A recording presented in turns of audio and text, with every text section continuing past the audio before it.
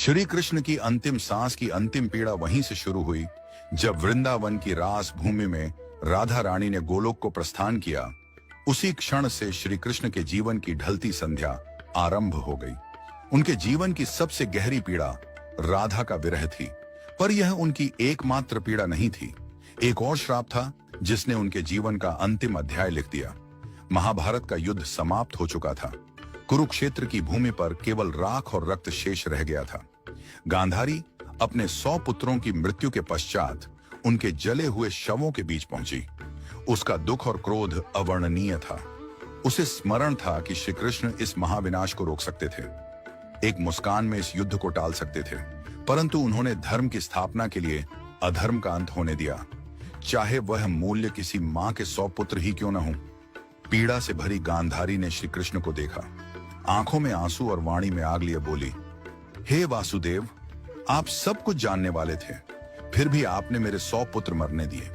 आप युद्ध रोक सकते थे, पर आप केवल तमाशा देखते रहे। आज मेरी ममता का श्राप आपको भी छुएगा। जैसे मेरा वंश समाप्त हुआ, वैसे ही आपका यदुवंश भी नष्ट होगा और आप अपनी मृत्यु अकेले अपनों से बिछुड़कर एक तीर की पीड़ा में अनुभव करेंगे। श्री कृष्ण ने गांधारी का श्राप शांत मन से स्वीकार किया, क्योंकि वह जानते थे यह भी उसी लीला का भाग है। जिस न्याय को वह लेकर आए थे, उसी न्याय की अग्नि अब उनके अपने कुल को भस्म करेगी। गांधारी का श्राप, राधा का वियोग और यदुवंश का अंत, यही वह अंतिम चरण था जिसने श्री कृष्ण के मानवीय रूप को सबसे गहरे दुख से भर दिया। त्रेता युग का वचन। त्रेता युग में श्री राम रावण वध कर अयोध्या लौटे। राम राज्य की स्थापना के बाद एक संध्या को अयोध्या के समीप एक तपस्वी राक्षस आया। नाम था जरासुर। वह युद्ध नहीं चाहता था, केवल एक प्रश्न का उत्तर चाहता था। जरासुर बोला, प्रभु, आपने धर्म के लिए असुरों का नाश किया, पर क्या कभी ऐसा होगा कि मैं भी आपकी परीक्षा ले सकूं? क्या कभी मुझे अवसर मिलेगा कि मैं आपके मार्ग में अंतिम बाधा बन सकूं? राम मुस्कुराए। उन्होंने कहा, जब मैं द्वापर में श्री कृष्ण रूप में जन्म लूंगा, तब तू मनुष्य जन्म लेगा और उसी जन्म में तू वह अवसर पाएगा। तेरे ही हाथों मेरी लीला का अंत होगा। यह मेरा वचन है। जरासुर ने प्रणाम किया। उसे पता नहीं था कि यह वचन युगों बाद एक महान रहस्य का कारण बनेगा। यदुवंश का अंत और अंतिम विरह। समय बदला। द्वापर युग में यह वचन पूरा होने का समय आया। यदुवंश आपसी कलह से नष्ट हो गया। द्वारका उजड़ गई। सब कुछ समाप्त हो चुका था। न सुदर्शन उनके हाथों में रहा, न अर्जुन पास थे, न बलराम, न सुदामा और न ही राधा। अब श्री कृष्ण पूर्णतः अकेले थे। द्वारका से दूर एक शांत वन में एक पीपल के पेड़ के नीचे वे बैठ गए। कंधे पर वही बांसुरी थी जो कभी राधा के लिए बजती थी। उन्होंने आंखें बंद की। बांसुरी से राधा के नाम का स्वर फूटने लगा।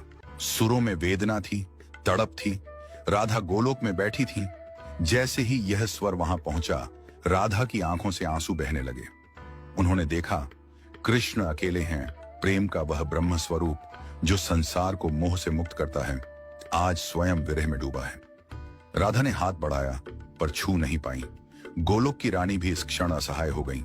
राधा बोली, प्रभु, अब बस कीजिए, मुझे लौट आने दीजिए। मैं आपकी बांसुरी की धुन बनकर बहूंगी। पर यह अकेलापन सहा नहीं जाता। पर श्री कृष्ण मौन थे। सुर थमते गए। शाम उतर आई। पीपल का पेड़ जो वर्षों से साक्षी था, आज कृष्ण की अंतिम सांस का गवाह बनने जा रहा था। कृष्ण का मन जीवन भर का बोझ याद कर रहा था। जन्म जेल में, मां का स्पर्श भी अधूरा, बचपन राक्षसों के भय में, प्रेम मिला तो साथ नहीं निभा सका। हर अपना युद्ध में खो दिया। धर्म बचाया, पर अपना ही कुल नहीं बचा पाया। सारा जीवन दूसरों को सुख दिया, पर अपने हिस्से में केवल विरह और अकेलापन आया। उन्होंने बांसुरी उठाई, आखिरी बार होंठों से लगाई, फिर धीरे धीरे उसे तोड़ दिया, जैसे राधा की स्मृति भी उस बांसुरी के साथ पीपल की जड़ों में समा गई हो। दूर जंगल में शिकारी जर, वही जरासुर का पुनर्जन्म, शिकार ढूंढ रहा था। उसने पीले वस्त्रों की चमक देखी। उसे लगा झाड़ियों में कोई हिरण छिपा है। बिना सोचे बाण चला दिया। वह बाण श्री कृष्ण के पैर में लगा। शिकारी भय से कांप उठा। प्रभु, मुझसे बड़ा अपराध हो गया। श्री कृष्ण ने शांत स्वर में कहा, उठो जर, तुमने अपना कर्म किया। ये मेरा समय था, तुम केवल निमित्त बने हो। जर रो पड़ा। श्री कृष्ण ने आंखें बंद की। अंतिम श्वास के साथ होठों से केवल एक शब्द निकला, राधे राधे, और श्री कृष्ण ने अपना नश्वर शरीर त्याग दिया। उनकी लीला पूर्ण हुई।